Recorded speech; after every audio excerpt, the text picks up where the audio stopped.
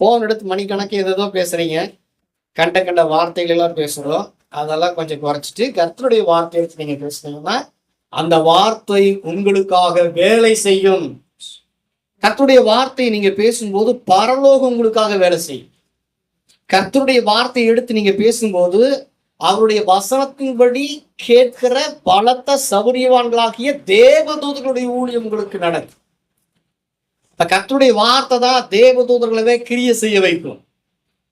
அதனாலதான் கர்த்தருடைய வார்த்தை என்ன பண்ணணும், நீங்க முக்கியத்துவப்படுத்தி நீங்க அதை பேச வேண்டும் என்று ஆவியானவர் விரும்புகிறார். இப்போ தாவீது கிட்ட இருந்து நாம கத்துக்கிறது அதுதான், பரிசுத்தவான்களிடத்துல வந்து கத்துக்கிறது அதுதான். எந்த ஒரு விசுவாசி கர்த்தருடைய வார்த்தையை எடுத்து அதிகமா சிந்திச்சு பேசுறானோ அவனுடைய வாழ்க்கை சீக்கிரமா தலைகீழா மாறிடும்.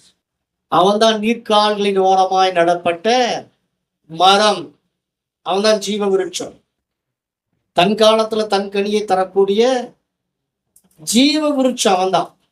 யாரு? கர்த்தருடைய வார்த்தையை சிந்தித்து அதை பேசி கொண்டிருக்கிறது. தியானம்ங்கிறது என்னன்னா அவருடைய வார்த்தை பேசுறதுதான் தியானம்.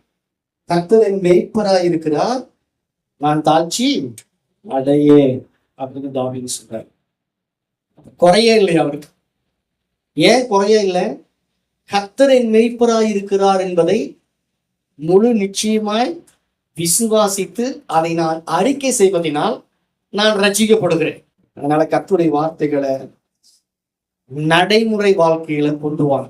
சீக்கிரமா நாம் என்ன பண்ணிடுவோம், நம்முடைய சீசன்ல நம்முடைய டைம்ல ஆவியானவங்க கொண்டு வரணும்னா அதை எல்லாத்தையும் நுழைக்க வச்சிருக்கேன். அதெல்லாம் விதை. கர்த்தருடைய வார்த்தையெல்லாம் பணத்தை சேர்த்து வைக்கிறீங்களா, டெபாசிட் பண்றீங்களா, அதை பண்றீங்களோ இல்லையோ, கர்த்தருடைய வார்த்தையை நீங்க பேசுவதன் மூலம் பரலோக கணக்குல அந்த வார்த்தையெல்லாம் டெபாசிட் பண்ணப்படும். நீங்க வார்த்தையை பேச பேச பேச அதெல்லாம் டெபாசிட் ஆகுதான். கண்டிப்பா அது வேலை செய்யுமா, பல மடங்கு என்னாகுமா, விளைச்சலை கொண்டு வருமா. ஈசாக்கு என்ன பண்ணா? விதைத்தார், அவன் 100 மடங்கு பலனை அடைந்தான். விதைக்காம எதையும் பண்ண முடியாது. விதைக்கிறவன் தன்னுடைய வசனத்தை விதைக்கிறானா. கர்த்தருடைய வார்த்தையை நீங்க எந்த அளவுக்கு விதைக்கிறீங்களோ அந்த அளவுக்கு அதிலே அறுவடை செய்யலாம். கர்த்தருடைய வார்த்தை ஆதியிலே வார்த்தை இருந்தது, அந்த வார்த்தை கண்டிப்பா மாம்சமா வெளிப்பட்டே தீரும். நீங்க காண்கிற விதத்துல, நீங்கள் அனுபவிக்கிற விதத்துல அந்த வார்த்தை என்ன பண்ணும், வேலை செய்ய தீரும். அதனால கர்த்தருடைய வார்த்தையை நீங்கள் பேசுவதிலே ஜாக்கிரதையாய் கவனமாய் இருக்க வேண்டும்.